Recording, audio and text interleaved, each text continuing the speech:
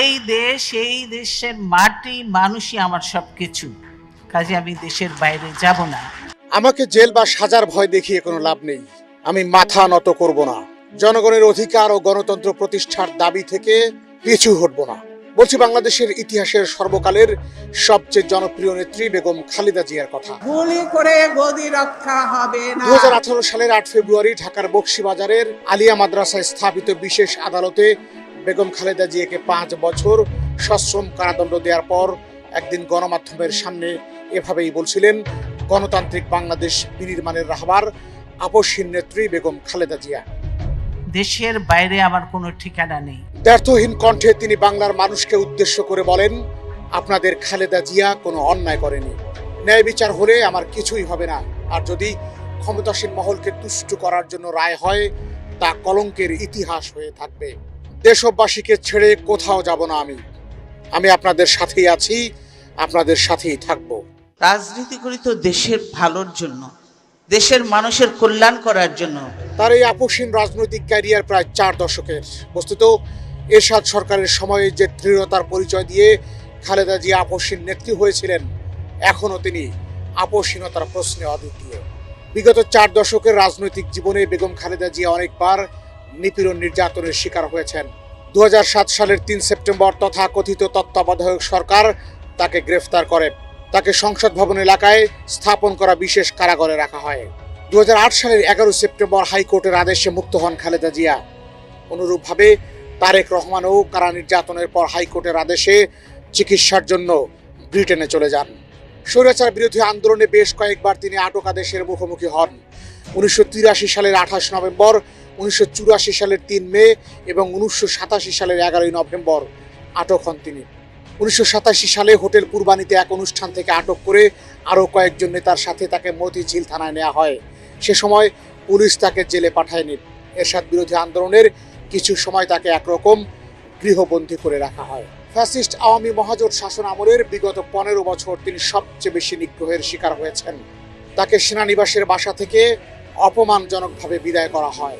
2013 সালের 29 ডিসেম্বর গুলশানের বাসায় অবরুদ্ধ করা হয় বেগম জিয়াকে। ওই সময় তার একটি জনসভায় বক্তৃতা দেওয়ার কথা ছিল। 2015 সালের 5 জানুয়ারি তার গুলশান কার্যালয়ের দুই পাশে বালুর ট্রাক বোঝাই করে কার্যত তাকে বন্দী করে ফেলা হয়। অমানবিক সেই বালুর ট্রাক বন্দী অবস্থায় টানা প্রায় 2 মাস খালেদা জিয়াকে বন্দী রাখে মাফিয়া সরকার। সরকার বিরোধী গণতান্ত্রিক আন্দোলন ব্যর্থ করে দেওয়ার জন্য এই ব্যবস্থা নেয় ফ্যাসিস্ট আওয়ামী লীগ। 93 দিন অবরুদ্ধ থাকার পর ওই বছর এপ্রিলের প্রথম সপ্তাহে আদালতে হাজিরা দেওয়ার পর তাকে বাসায় ফিরতে দেওয়া হয়। খালেদা জিয়া এবং তার দল বিএনপির জনপ্রিয়তাই বেগম জিয়াকে এনে দিয়েছে নির্যাতনের দীর্ঘ ও দুর্গম পথ। দল হিসেবে বিএনপিকে নিশ্চিহ্ন করার জন্য স্বৈরাচারের স্বাদ নিপীড়ন ও বিভাজনের নীতি অনুসরণ করেছিল। তথাকথিত তত্ত্বাবধায়ক সরকার জেল জুলুমের সাথে নকল বিএনপি তৈরির চেষ্টা করে ব্যর্থ হয়েছে। আওয়ামী লীগ সরকার প্রথম থেকে শেষ পর্যন্ত শুধু হামলা মামলা জেল জুলুম করেই ক্ষান্ত হয়নি, অসংখ্য নেতাকর্মীকে হত্যা করেছে, গুম করেছে। এমনকি খালেদা জিয়াকে জেলে রেখে তারা বিএনপিকে ভাগ করার চক্রান্ত করেছে বারবার। শত অন্যায় অত্যাচার করেও বিএনপিকে নিশ্চিহ্ন করা যায়নি। প্রহসনের রায় দিয়ে বিএনপি জামাতের অসংখ্য নেতাকর্মীর বিরুদ্ধে পরিচালিত হয়েছে গণগ্রেফতার। পুলিশ বলেছিল যারা প্রিজন ভ্যানে আক্রমণ করেছিল তাদেরকেই ধরা হচ্ছে, কিন্তু বাস্তবতা ভিন্ন ছিল। রাজধানী সহ সর্বত্র জেলা উপজেলা পর্যায়ে গণগ্রেফতারি চালিয়েছিল মাফিয়াতন্ত্রের পুলিশ বাহিনী।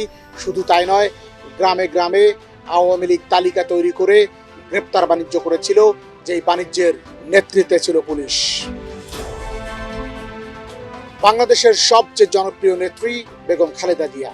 দেশের যে কয়টি নির্বাচনে যতটি আসন থেকে বেগম খালেদা জিয়া নির্বাচন করেছেন, কোনোদিন কোনো পর্যায়ে তিনি পরাজয় বরণ করেননি। 1982 সালের 3 জানুয়ারি বিএনপিতে আনুষ্ঠানিক যোগদানের পর বিএনপি পুনরুজ্জীবিত হয়। স্বৈরাচার বিরোধী আন্দোলনে তিনি সবচেয়ে গুরুত্বপূর্ণ ভূমিকা পালন করেন। সেই সময়ে বিশেষত যুব সমাজের মধ্যে বেগম খালেদা জিয়া ধারণ করেন। শহীদ প্রেসিডেন্ট জিয়াউর রহমান ছিলেন একজন সামরিক শাসক, এরপরও বহুদলীয় গণতন্ত্র প্রতিষ্ঠা করেন তিনি। ঠিক তেমনি বেগম খালেদা জিয়া এরশাদ অপহৃত গণতন্ত্র পুনরুদ্ধার করেন। 1990 সালে জাতীয় সমঝোতাকে মর্যাদা দিয়ে রাষ্ট্রপতি শাসিত সরকার ব্যবস্থার পরিবর্তে সংসদীয় গণতন্ত্র প্রবর্তন করেন।